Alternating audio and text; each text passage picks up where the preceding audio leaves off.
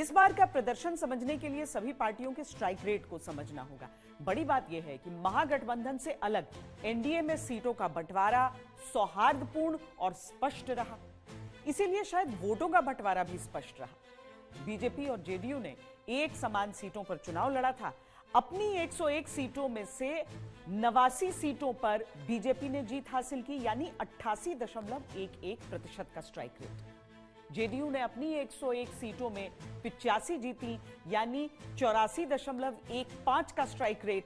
चिराग पासवान की एलजेपी 28 सीटों पर चुनाव लड़ी, जीत मिली 19 पर, स्ट्राइक रेट रहा 67.85।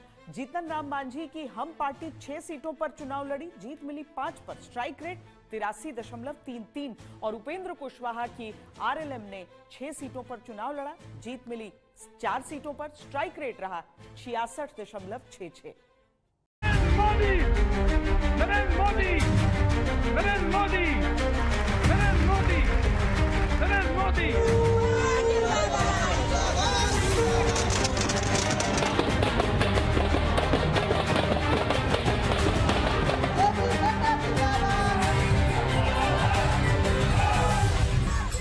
बिहार का बिग बॉस, बिहार का बाजीगर, बिहार का बाहुबली।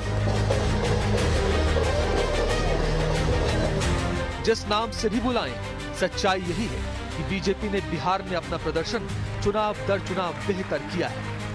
हर चुनाव में बीजेपी ने अपना स्ट्राइक रेट बेहतर किया है। यह चुनाव आदरणीय प्रधानमंत्री जी के नेतृत्व में बड़े स्पष्ट रूप से विकास बनाम जंगल राज के बीच था और लोगों ने विकास को जनादेश दिया, उस पर मोहर लगाई।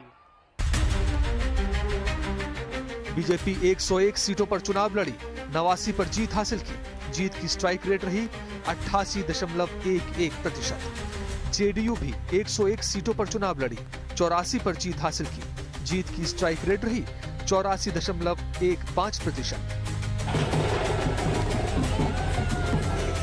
जदयू और बीजेपी दोनों का स्ट्राइक रेट अब धीरे धीरे देखेंगे बराबर ही रहेगा और एनडीए का स्ट्राइक रेट मैं शुरू से कह रहा हूं कि 2006 से लगभग बराबर रहेगा। बीजेपी बिहार एनडीए में सबसे बड़ी पार्टी बनकर उभरी है। वोट शेयर के हिसाब से देखें तो बीजेपी को 20.08% वोट मिले हैं, जबकि जेडीयू का वोट शेयर 19.25% है। सीटों के हिसाब से देखें तो कहना गलत नहीं होगा कि बिहार एनडीए में कभी बड़े भाई की भूमिका में रहने वाले नीतीश कुमार भी अब छोटे भाई की भूमिका में आ गए हैं। ये प्रचंड जीत, ये अटूट विश्वास बिहार के लोगों ने बिल्कुल गर्दा उड़ा दिया है। नीतीश जी ने शानदार नेतृत्व दिया। दरअसल बिहार में बीजेपी ने अपनी पकड़ धीरे धीरे मजबूत की है। आंकड़े इसकी कैसे तस्दीक करते हैं, उस पर नजर डालिए। 2005 में जेडीयू 139 सीटों पर लड़ी, 88 पर जीत मिली। वहीं बीजेपी ने 102 सीटों पर उम्मीदवार उतारे और 55 सीटों पर जीत हुई। बीजेपी का स्ट्राइक रेट आया करीब 50% का। जेडीयू का स्ट्राइक रेट रहा 63.30%। 2010 में जेडीयू को 141 में से 115 सीटों पर जीत मिली। बीजेपी ने 102 सीटों पर चुनाव लड़ा, 91 पर जीत मिली। बीजेपी का स्ट्राइक रेट रहा 89.21%। जेडीयू का स्ट्राइक रेट रहा 81.56%। 2015 में नीतीश कुमार और लालू प्रसाद यादव एक साथ आ गए। इस साल बीजेपी को 157 सीटों में से 53 पर जीत मिली। स्ट्राइक रेट कम हुआ 33.75%।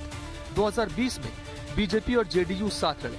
जेडीयू को 115 में से 43 सीटें मिली, जबकि बीजेपी को 110 सीटों में से 74 सीटों पर जीत हासिल हुई। बीजेपी का स्ट्राइक रेट रहा 67.27%, जेडीयू का स्ट्राइक रेट रहा 37.39%।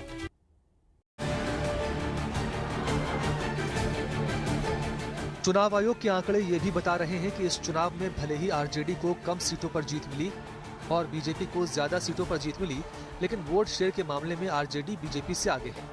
इसको आंकड़ों से समझा जा सकता है।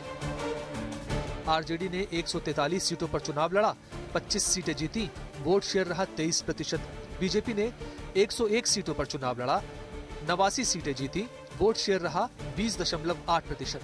आरजेडी को 143 सीटों पर कुल 1,15,46,055 वोट मिले, जबकि 101 सीटों पर बीजेपी को 1,81,143 वोट मिले।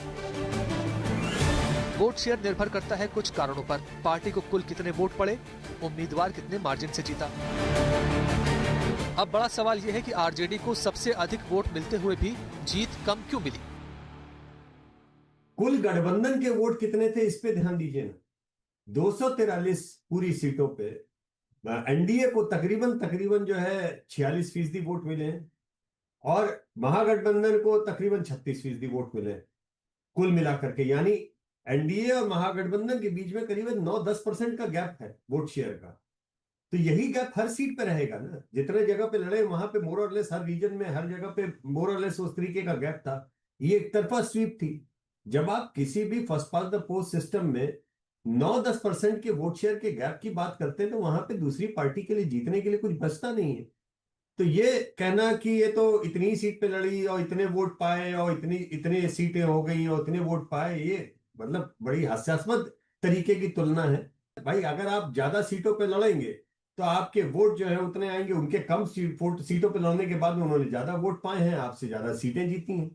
इसमें कोई रॉकेट साइंस नहीं है समझने का।